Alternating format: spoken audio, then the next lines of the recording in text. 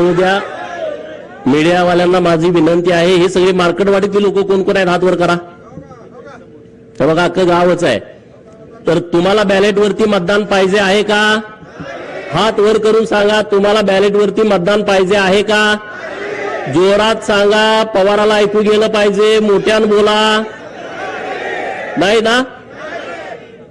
EVM वरती तुम्ही महायुतीच्या बाजूने मतदान केलंय का? कोणी कोणी केलंय हात वर करा. कोणी कोणी केलंय हात वर करा, जरा कळू दे. हात जरा थोडा वेळ धरा. हा, आणि म्हणून आम्ही ठरवलं की मार्केटवाडी गावामध्ये गेलं पाहिजे. महाराष्ट्रामध्ये आणि देशामध्ये मार्केटवाडी पॅटर्न. आणि पहिल्यांदा पॅटर्न कुणाला दिसला? कुणाला दिसला? अरे हे माझं रक्ता मांसाचं गाव आहे, माझ्या पै पाहुण्यांचं गाव आहे, 90% इथं धनगर समाज राहतो.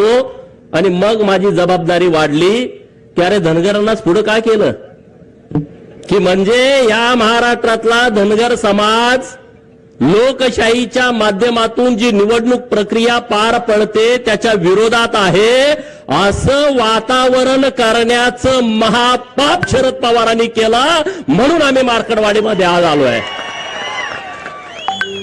अरे 100 शकुनी मेल्याच्या नंतर एक पवार जन्माला आलाय.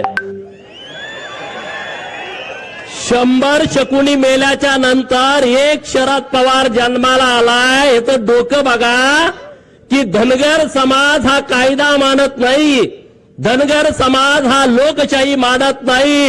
अरे 100 गाव आहेत या विधानसभा मतदारसंघामध्ये, माझ्याच मार्केटवाडीला का पुढे केला? आणि म्हणून मी आणि सदाभाऊ इथं तुमच्या गावामध्ये आलो आहे. अरे या हिंदुस्थानातला धनगर समाज हा लोकशाहीला मानतो. या भारताच्या नवनिर्मितीमध्ये धनगरांचा सिंहाचा वाटा आहे. जी संसद भवन आज दिल्लीमध्ये डोवानं उभी आहे, जे राष्ट्रपती भवन दिल्लीमध्ये उभा आहे, आणि त्या सगळ्या जमिनी आहेत त्या होळकरांच्या रायसोनी गावामध्ये उभ्या आहेत. अरे ही लोकशाही मजबूत करण्यासाठी या होळकरांचा सिंहाचा वाटा आहे. आणि म्हणून पवारांचा डाव लाथानं उधळून टाकण्यासाठी आज आम्ही तुमच्या